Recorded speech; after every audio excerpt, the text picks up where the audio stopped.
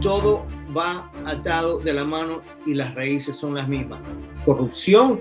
Esto opina el ecuatoriano exagente especial del FBI, César Paz, consultor internacional en seguridad y experto en la guerra global contra el terrorismo.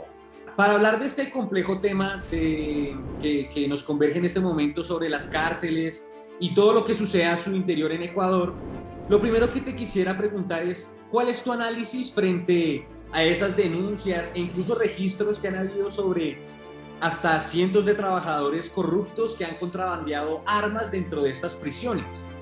Bien, lo que te podría decir y subrayando el punto principal es el tema de la corrupción que existe en Ecuador. Ese es un tema que no solamente se presenta en Ecuador, pero se presenta a nivel mundial. Hablando de Ecuador específicamente, sabemos que por muchos años corrupción gubernamental es un mal que ha azotado al país por muchísimos años. Cuando tú tienes empleados penitenciarios, ya sean guías o personal administrativo, que tienen que esperar 2 o 3 meses por sus pagos mensuales, que el gobierno por A o B motivos se retrasa en hacerlo. Cuando tú tienes empleados del sistema penitenciario que son amenazados por los mismos presos, las mismas personas que están dentro de las penitenciarías, cuando son amenazados no solamente de manera física, ellos, pero también a sus familias, cuando tienes una serie de factores que prácticamente ponen contra la pared a este tipo de personal, entonces muchos quiebran, muchos ceden a las demandas, a las amenazas y a la misma situación financiera en la que ellos se encuentran debido a los pagos que están retrasados por parte del gobierno. El sistema penitenciario justamente va de la mano con el sistema judicial y el sistema judicial padece exactamente de los mismos problemas. Las raíces vienen igual, ¿no? De modo que tratar de solucionar el problema de corrupción en Ecuador no es un problema sencillo, es un problema que va a tomar tiempo. No digo que no es inalcanzable, es un problema que se puede, aunque no solucionar al 100%, pero se lo puede llevar a un nivel bastante más manejable. Pero cuando las autoridades tratan de hacer cierto tipo de operativos, me refiero al personal élite táctico del Ecuador, cuando van a ingresar a estos lugares, ¿qué es lo que sucede? Ya han sido alertados por el propio personal penitenciario, aquellos que están adentro. Los reclusos gozan en este momento y siempre han gozado de un sistema de comunicaciones, pero excelente. ¿Quién se ha hecho cargo? ¿Quién ha analizado esta situación? ¿Qué medidas se han tomado? Son cosas que todavía está por verse. Me parece, en mi humilde opinión, que son puntos que deben aclararse y que deben solucionarse, porque este tipo de problemas no puede seguir un cauce interminable. Han ocurrido varios motines en Ecuador, en diversas cárceles, en diferentes penitenciarías, pero todo va atado de la mano y las raíces son las mismas. Corrupción y también las influencias de las bandas criminales que están asociadas con los carteles de la droga. Perfecto, César. Entendiendo ese contexto de la posición de los guardias y, digamos, un poco las amenazas a las que se ven enfrentados y, digamos, un poco esa también falta de apoyo económico que un poco mencionábamos, exactamente, ¿quiénes son los que manejarían las cárceles en Ecuador? Es decir, si estos personajes están en esta situación y los reclusos al parecer tienen tanto poder y armas, ¿cómo se da ese tipo de lazos? Es decir, ¿las órdenes las imponen los reclusos hacia los guardas o qué es lo que sucede? Bueno, no importa el tipo de, lo que aprecio desde mi punto de vista, que no importa lo que el gobierno, las autoridades digan, porque en realidad los que han llevado la batuta, los que han tomado las decisiones, los que dan las órdenes son justamente los reclusos, pero eso no está sucediendo desde ahora, esto viene sucediendo desde hace muchos años atrás. Ahora, una vez más, como lo he dicho en ocasiones anteriores, el Ecuador tiene un problema de seguridad no solamente interno, un problema de seguridad nacional. Y he mencionado aproximadamente desde el año 2011, ya van aproximadamente 10 años, valga la redundancia, que he mencionado que el Ecuador tiene básicamente 5 frentes que pelear o que tienen que combatir. El problema de inmigración en Ecuador es un problema bastante serio, porque no se han tomado cartas en el asunto. Y este es un problema, una vez más, no de ahora, pero viene ya arrastrándolo, o lo ha venido arrastrando varias administraciones anteriores. El problema de narcotráfico. Ya sabemos qué es lo que sucede. Justamente las leyes del Ecuador cambiaron en cuanto a violaciones menores, entre comillas, de narcotráfico. El lavado de activos es otro problema que el Ecuador enfrenta desde la dolarización. No estoy diciendo que es culpa de la dolarización, pero las bandas criminales, especialmente las bandas que están involucradas en narcotráfico, se aprovechan de este tipo de sistemas justamente para llevar a cabo este tipo de actividades de lavado de activos. La corrupción gubernamental, y aquí es donde bajo este punto es lo que estamos justamente hablando, ¿no? El problema de la corrupción gubernamental. En Ecuador, lastimosamente, no existe la cultura de seguridad. Las personas ni el gobierno en realidad tienen un concepto de lo que es la cultura de seguridad. Pocas personas en Ecuador, y podría nombrar un par de nombres, pocas personas en Ecuador que han sido formadas dentro del campo policial o dentro del campo militar, que ahora ya están en servicio pasivo, tienen este tipo de conocimiento. Son personas que han sido entrenados, han venido a Estados Unidos justamente a la academia del FBI, a la Academia Nacional, para recibir este tipo de instrucción y poder llevar a cabo en Ecuador este tipo de ideologías, este tipo de prácticas que van a ayudar a combatir la corrupción gubernamental. Lastimosamente, las palabras de estas personas han caído en oídos sordos y no ha cambiado absolutamente nada. Entonces, el problema de corrupción gubernamental es un problema bastante serio, que no solamente está a nivel penitenciario ni a nivel judicial, pero es básicamente, lo encuentras en todo ámbito. Y el último problema el último frente de combate es el problema de la criminalidad común y corriente. ¿Okay? Cuando hablamos de narcotráfico, el narcotráfico específicamente enfocándonos en este tema, estamos hablando de dos carteles que son los que ejercen el control de lo que sucede en Ecuador.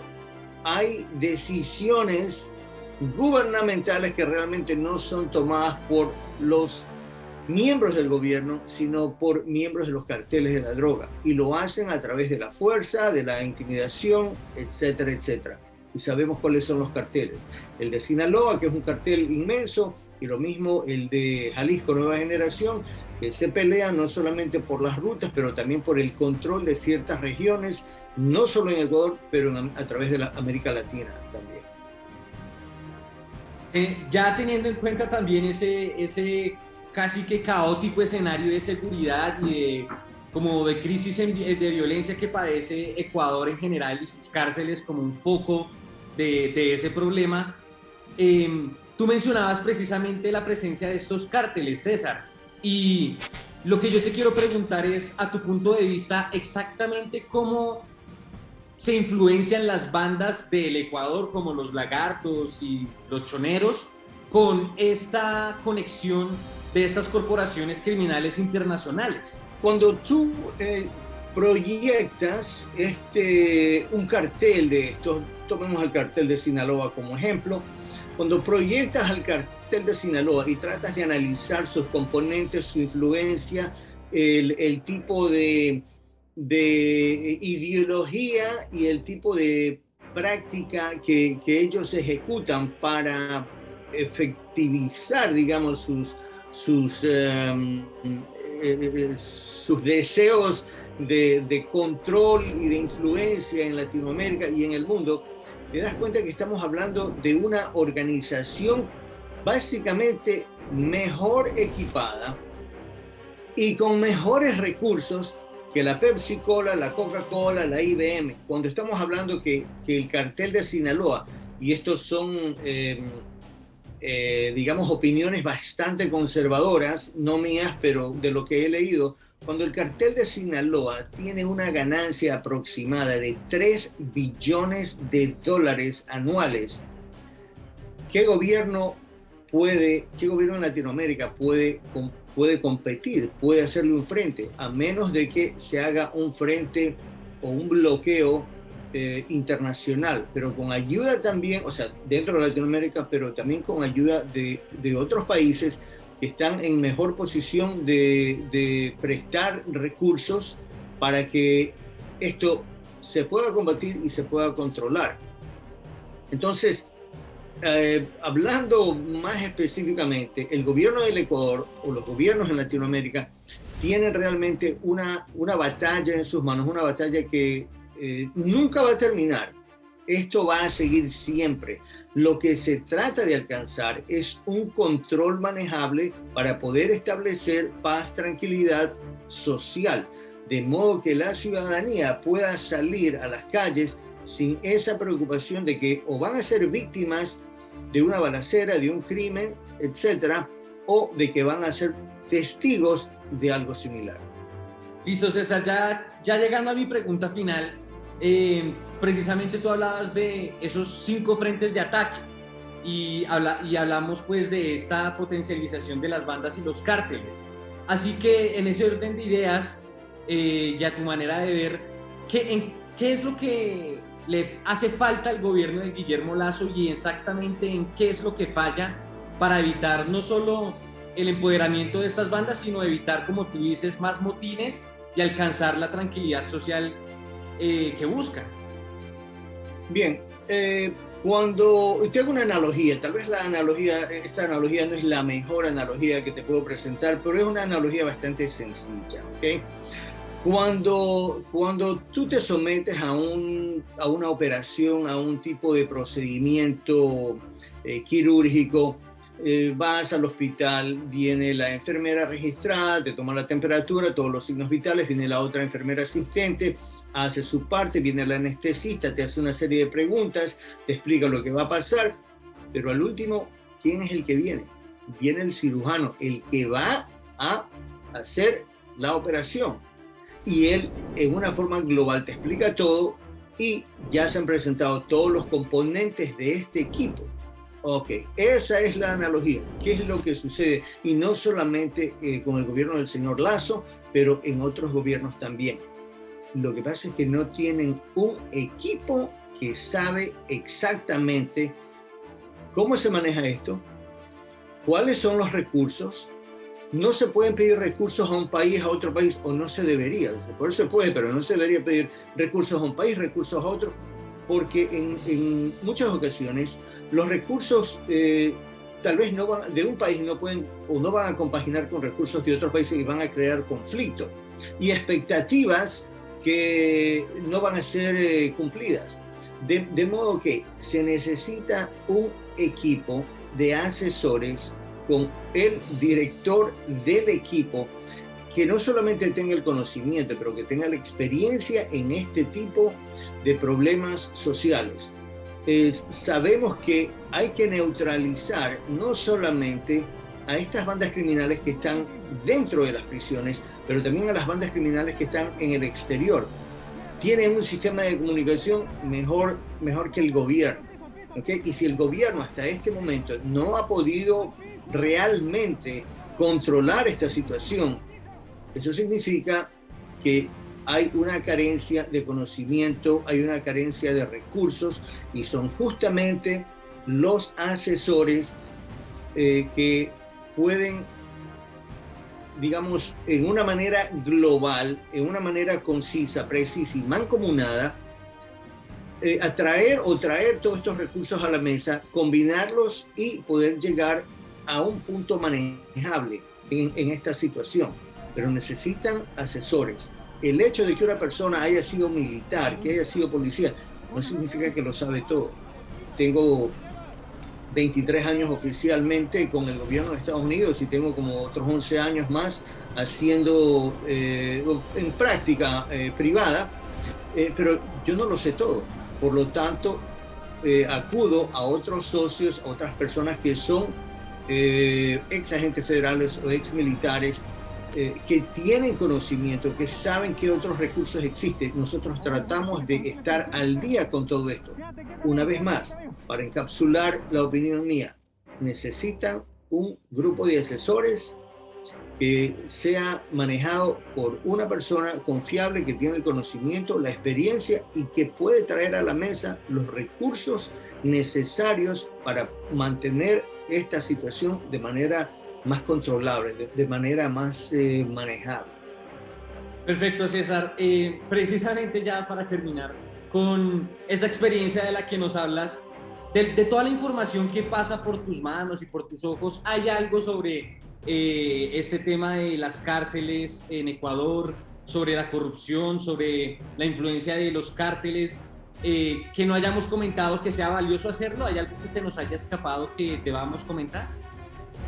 Bien, lo que me gustaría subrayar más que nada, lo que me gustaría acentuar es el mensaje a la población de que la población debe cooperar con el gobierno y el gobierno tiene que hacer todo lo posible para tratar de controlar este problema social, para tratar de controlar este problema que lleva años, porque el control de las cárceles no sucedió con esta administración, con la administración pasada. El control de las cárceles que lo llevan justamente las bandas criminales que están dentro y fuera de las cárceles, es un problema que viene de hace muchos años. Pero una vez más, lo que me gustaría también mencionar antes de terminar es que el gobierno del Ecuador, el gobierno actual, tiene todas las mejores intenciones. El gobierno del Ecuador tiene las mejores intenciones, pero permitir que esta situación se prolongue y que hayan muchas más muertes cada semana, personas decapitadas, personas baleadas, etcétera, etcétera, no da ni al gobierno, al gobierno no le da una buena imagen, y número dos, a la población no trae ningún tipo de paz o calma social. Dejar o pensar de que, entre comillas, se maten entre ellos y así se acaba el problema, bueno, ¿qué van a esperar? ¿Que se maten 40.000 personas que están dentro de las prisiones? Imposible, porque organizaciones de derechos humanos no solamente van a quejarse, pero también el pueblo en sí va a quejarse. Si te gustó este video, dale like, suscríbete a nuestro canal de YouTube y únete a nuestro grupo en Telegram.